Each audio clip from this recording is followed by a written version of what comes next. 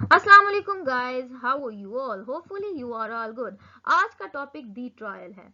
दी trial लिखा है French Kafka ने। फ्रेंच काफका के बारे में अगर आप डिटेल में जानना चाहते हैं तो हमारे चैनल स्टडी विद खोला में जाएं और इनकी डिटेल्ड बायोग्राफी, इनकी पर्सनल, प्रोफेशनल और इनकी राइटिंग टेक्निक्स को भी आप देख सकते हैं। इसके अलावा इनका एक और मेजर जो काम है, नोवेल है द मेटामॉर्फोसिस, उसको भी देखिए क्योंकि उसमें जो टेक्निक्स हैं कुछ द ट्रायल से भी रिजेंबल करती हैं। तो इसकी सीरीज में जाके आपने इसको क्लिक करना है और फुल ऑन जो है फ्रेंच काफका के बारे में मालूमात ले लेनी है। आज की वीडियो हम शुरू करते हैं। दी ट्रायल जो है इनका एक मेजर वर्क माना जाता है और इसकी खास बात यह है कि ये इनकी डेथ के बाद जो है पब्लिश किया गया और इनके एक दोस्त जो इनके बहुत करीबी दोस्त थे उन्होंने पब्लिश करवाया। दी ट्रायल आज की मॉडर्न सेंचुरी के बारे में है जो कि पेसिमिस्टिक और so real kind of story है और किस तरह से इन्होंने बताया कि किस तरह से इंसान जो है माइंडलेस ब्यूरोक्रेसी ऑफ लॉ में फंसा हुआ है और किस तरह से जो एलियनेशन है उसकी वजह से एंजाइटीज हैं और वो एक ऐसी जंग लड़ रहा है जिसका कोई नतीजा नहीं है, जिसका कोई रिजल्ट नहीं है।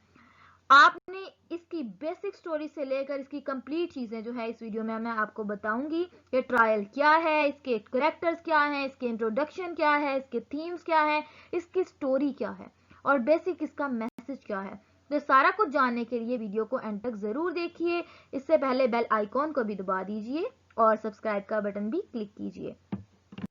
अब शुरू करते हैं। सबसे पहले इंट्रोडक्शन। ये नावल कब पब्लिश किया गया? नॉवल की जो पब्लिश डेट है 1925 बताई जाती है और ओरिजिनली ये नॉवल जो है जर्मन लैंग्वेज में लिखा गया, लेकिन जब जर्मन जो है लोगों को समझ आना मुश्किल लगी तो इसको जो है ट्रांसलेट कर दिया गया इंग्लिश लैंग्वेज में, जिसकी ईयर था 1937 में। और ये जो ट्रांसलेट किया था उनका नाम था विला एंड एडविन मॉयर। अब बात करते हैं कि ये जो नॉवल है इसको अलग क्यों माना जाता है, ऐसी क्या बातें हैं जिसकी वजह से इसको डिस्टिंक्टिव कहा जाता है या यूनिक कहा जाता है। तो इसके कुछ फीचर्स हैं जो कि 3 है। पहली चीज, ये फिलोसफिकल नॉवल है, थोड़ा सा अंडरस्टैंड करने में मुश्किल होता है, कुछ अनरियल से एलिमेंट्स इसमें हैं जो आगे जाकर आपको स्टोरी सुनने के बाद पता चलेंगे। इसके अलावा ये डायस्टोपियन है। इसको मैं आपको आगे जो है स्लाइड में समझाती हूँ कि डायस्टोपियन क्या होता है। इसके अलावा ये अब्सर्ड है, ये वियर्ड है, कुछ अनरियल सी इसमें चीजें हैं, अनक्लियर हैं और इलॉजिकल सी बातें इसमें की गई हैं। आपको स्टोरी सुनने के बाद समझ में आएंगी। अब बात करते हैं जी, व्हाट इज डिस्टोपियन फिक्शन। क्योंकि इसको डिस्टोपियन फिक्शन कहा जाता है तो इसको डिस्टोपियन समझने के लिए, इसका कंसेप्ट समझने के लिए हमें देखना पड़ेगा डिस्टोपियन क्या है।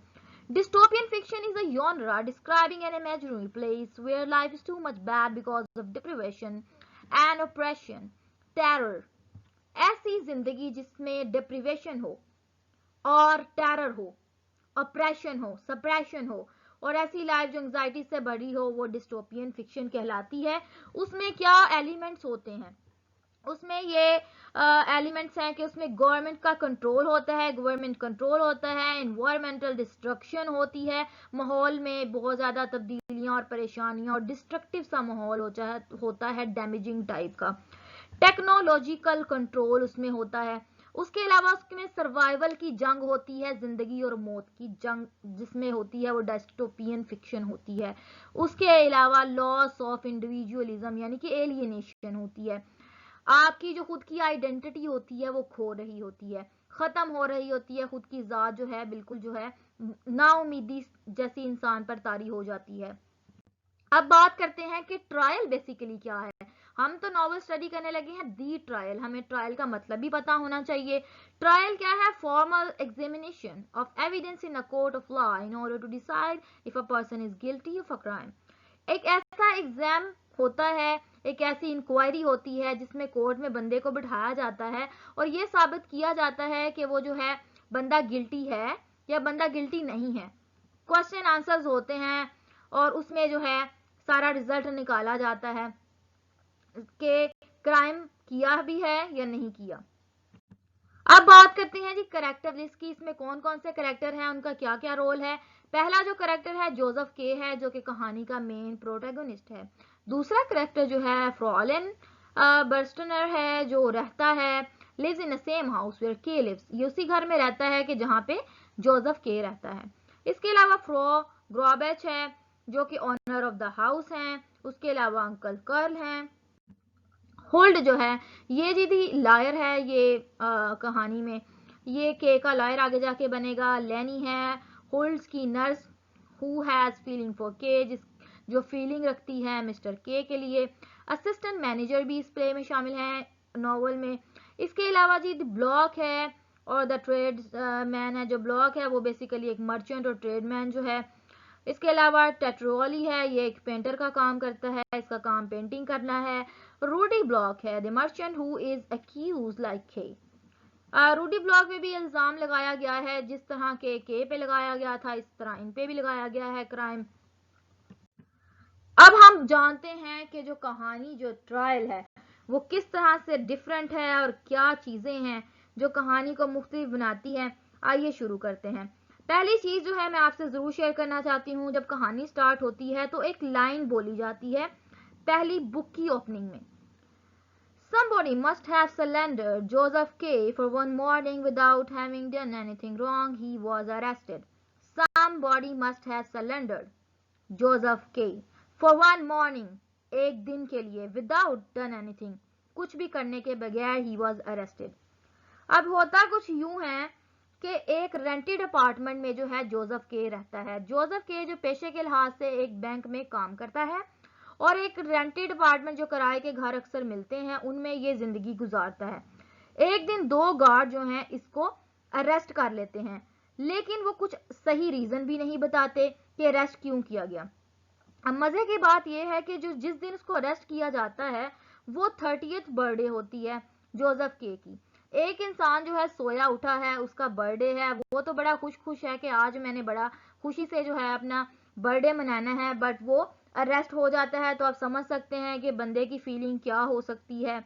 और एक जो इंस्पेक्टर है दूसरी साइड पे खड़े होके, जो टेनेंट होता है किराए के जो मकान टाइप होता है, बेडरूम के दूसरे कॉर्नर पे उसको आवाज देता है और उसको कहता है कि तुम्हारे पे जो चार्जेस लगे हुए हैं ना, इल्जामात लगे हुए हैं, हमें सही से मालूम तो नहीं है और कि किस वजह से हम आपको अरेस्ट कर रहे हैं, बट बात ये सुन लो कि आप अपनी नॉर्मल लाइफ जो है गुजार सकते हो कि जैसे कि पहले गुजार रहे थे, अपने बैंक भी जा सकते हो, काम भी कर सकते हो। लेकिन जो हेयरिंग होगी ना कोर्ट की वो संडे वाले दिन रखी जाएंगी और आपको वो अटेंड करनी ही पड़ेंगी। के को ये इन्फॉर्म्ड किया गया है कि आपने जो है इस एक्सपेक्टेड डेट पे, यानी कि एक डेट बता दी गई है कि आपने इस डेट पे आके अटेंड कर लेना है। एक बंदे को रीजन भी नहीं बताई जा रही और कहा है कि जी संडे वाले दिन जब छुट्टी वाला दिन है तो हेयरिंग पे आपने आ जाना है, और इसको जो है प्रॉपर टाइमिंग्स भी नहीं दी जाती। संडे मॉर्निंग को जहां पे इसको एड्रेस बताया जाता है वहां पे ये जाता है। वो एक बड़ी सी बिल्डिंग होती है, अक्सर आपने देखा होगा कि बड़ी सी बिल्डिंग्स होती हैं जहाँ पे बहुत ज्यादा लोग रहते हैं और रूम्स होते हैं, तो इसी तरह की बिल्डिंग्स होती है। वहां पे जाके कंफ्यूज सा हो जाता है कि कहाँ मैंने जाना है कहाँ नहीं जाना, रास्ते समझ नहीं आते उसको। तो एक वाशर वुमेन होती है जो उसे कहती है भाई वहां पे जो हॉल है ना मजिस्ट्रेट का, वहां पे एग्जामिनिंग हो रही है, वहां पे लोग भी इकट्ठे हैं और जो मजिस्ट्रेट है वो चीख चिल्ला रहा है कि भाई तुम तो लेट हो, तुम्हें पता नहीं है कि तुमने टाइम पे आना है, और जोसेफ के की इंक्वायरी लगी हुई है। अब जहां पे जब सुनता है कि मजिस्ट्रेट इतना चीख चिल्ला रहा है ही स्काउट्स के, तो ये एनर्जेटिकली बड़ा वलवले से बोलता है कि भाई ये आपका ट्रीटमेंट सही नहीं है, अगर मैं लेट आ गया हूं तो क्या हो गया, आपका सिस्टम सही नहीं है, आप करप्ट लोग हैं। और इसी तरह से वो कहता है कि अगर मजिस्ट्रेट उसको आगे से ये कहता है कि इस तरह मुझसे बात करोगे तो आपकी जो हेयरिंग है ज्यादा से ज्यादा जाएंगी, आपका केस जो है सॉल्व होने की बजाय खराब हो जाएगा, भाई दिमाग से काम लो। ठीक है, उसको थोड़ा सा डराता है। यहाँ से वो चला जाता है। ठीक है, फिर संडे मॉर्निंग को उसको आना होता है, बट यहाँ पे वॉशर वुमेन उसको बताती है कि भैया अब आपका सेशन नहीं है, मेरा जो हस्बैंड है ना उशर है। उशर कौन होता है? उशर वो बंदा होता है, जैसे आपने देखा होगा कि हॉल में और डिफरेंट पार्टीज में जो सीट्स दिखाते हैं ना, सीट्स लगी होती हैं कि भाई ये वाली आपकी सीट है, ये वाली आपकी सीट है, तो उस काइंड का वो बंदा होता है उशर। वो उसे डायरेक्ट करता है कि कुछ और कोर्ट ऑफिस हैं उधर जाके देख लो। अब के यहाँ पे बड़ा डिस्टर्ब है, उसका माइंड जो है ना बड़ा खराब सा हुआ है कि मैं किस परेशानी में मुब्तला हो गया हूँ। और कुछ देर बाद ऐसे होता है कि जो के है उसको एक स्टोर रूम से आवाज आती है, जब वो अपने काम से आता है ना तो उसको स्टोर रूम से आवाज आती है, और वही वो गार्ड्स की आवाज होती है कि जिन्होंने उसको अरेस्ट किया होता था, वो उसे कहते हैं कि भाई तुमने हमारी किस सिलसिले में कंप्लेन की है, ठीक है, मजिस्ट्रेट के आगे। अब यहाँ पे कुछ होता है कि अंकल जो है ना के उसे कहते हैं कि मैं तुम्हारा डिफेंस लॉयर बनना चाहता हूँ, और उन अंकल का नाम है डॉक्टर हुल्ड। और यहाँ पे आप देखें डॉक्टर हुल्ड के काम कि वो एक हार्ड कंडीशन उनकी खराब है, उनका दिल का आर्जे में मुब्तला है, बेड पे वो बैठे हुए हैं, लेटे हुए हैं, मेडिसिन खा रहे हैं, बट वो कह रहे हैं कि मैं तो तुम्हारा केस लेना है, क्लाइंट क्लाइंट तुम मेरे बन जाओ, केस मैं तुम्हारा सॉल्व कर दूंगा। यहाँ पे जब चीफ क्लर्क है ना और जो इसके अंकल होल्ड हैं, उनकी कुछ कॉर्नर में रूम के बात होती है कोर्ट के, ठीक है, और होल्ड जो डिस्कस करता है इनका केस, जो मिस्टर के हैं उनका। लेकिन यहाँ पे जो होल्ड की केयर टेकर है, लेनी है, ल्यूइस है, वो के को ना थोड़ा सड्यूस करते हैं, थोड़ा ना sexually you can say they attract him. She also trying to say कि he is a stubborn man, कि you are a stubborn man, आप एक किस्म के उलझे से, बदतमीज से, बददिमाग से इंसान हो, और अपना बेहतर होगा कि अपना जो ना गिल्ट कबूल कर लो, इसी में छुटकारा आपका हो जाना है। अब यहाँ पे अंकल जो है ना इसके के जिनका नाम हुल्ड है, बड़े फ्यूरियस टाइप है जी, बड़ा उनमें क्यूरियोसिटी आ रही है कि केस है क्या एक्चुअली, ठीक है यहाँ पे। और फिर अब यहाँ पे कुछ इस तरह से बताया गया है कि दिन गुजरते गए हैं और परेशानियां के लिए बढ़ती गई हैं। एक बंदे की हेयरिंग हो रही है, हर संडे हेयरिंग हो रही है, वो अपना काम सही नहीं कर पा रहा। बैंक में जिम्मेदारियां यू नो वेरी वेल के बहुत ज्यादा होती हैं, वो काम पे फोकस नहीं कर पाता, हर वक्त उसे हेयरिंग की टेंशन है और उधर उसका काम है, तो डिस्टर्ब सा है। वो कोशिश करता है कि भाई मेरा काम जल्दी कर दो, लायर को कहता है कि ये क्या सिस्टम है यार, मेरा काम सॉल्व करो। अब लायर जो है उसका काम भी उसको नजर नहीं आ रहा, के परेशान है कि ये मामला सॉल्व होने की बजाय खराब होता जा रहा है, इतना टाइम लग रहा है इस पे।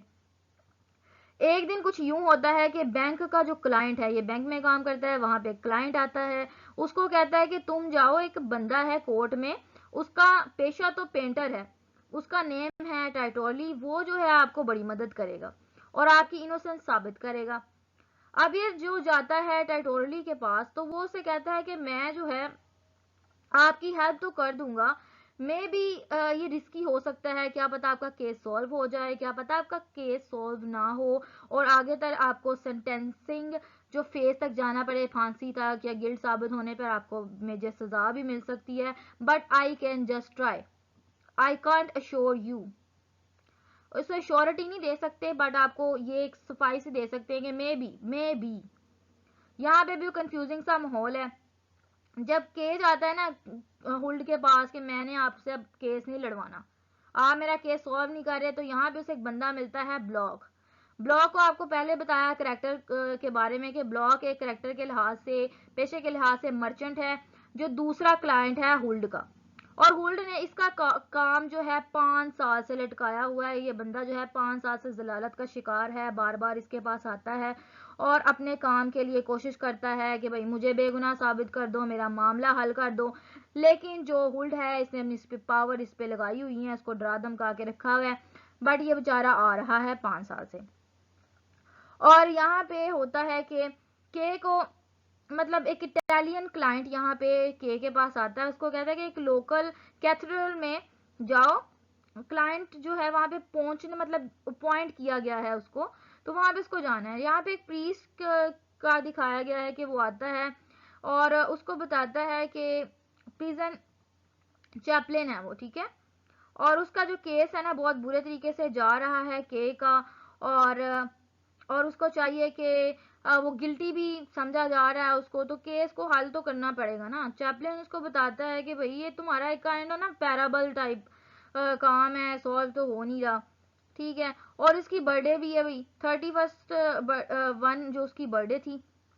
और यहाँ पे 2 आदमी हैं जो फ्रॉक कोर्ट्स में आते हैं इसके घर पे और इसके साथ जाते हैं और इसका बाजू पकड़ते हैं बर्थडे वाले दिन, और के को इसके साथ जाना पड़ता है, ठीक है, और इसकी इंक्वायरी स्टार्ट कर देते हैं और उसको बिठा के ना उसको कहते हैं भाई क्या तुम्हारा दिमाग है, और इसका जो स्टून जो है ना इसके दिमाग पे मारते हैं। और इनके पास एक नाइफ भी होती है और जिससे वो लड़ाइयाँ करते हैं, ठीक है। और इनमें से जो है ना, one of them pushes it, मतलब उसको के ना हार्ट पे मारता है, ठीक है, हार्ट पे आप कहते हैं छुरा घोंपा, और ट्विस्ट करता है, ट्विस्ट इट ट्वाइस, 2 दफा उसको ट्विस्ट करता है। एक बंदे के हार्ट में छुरी मारी जाए, चाकू मारा जाए तो 2 दफा ट्विस्ट करता है, जिसकी वजह से उसकी ब्लीडिंग होती है, मसला खराब होता है।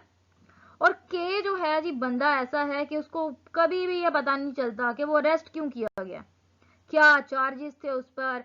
उसको पूरे जो शॉर्ट स्टोरी है, ये नॉवल यू कैन से, he can't understand what the crime he did and he is stand for his justice, ठीक है। In the and he did not resist. और आप मजे की बात ये देखें, जो इनवाइटेबल इसका एग्जीक्यूशन है, ना खत्म होने वाली इसकी लड़ाई है, इसके अलावा ये आवाज भी नहीं उठा सकता, ऐसे एक ब्यूरोक्रेसी के सिस्टम में है जिसका एक स्यापा सा इसको पड़ा हुआ है।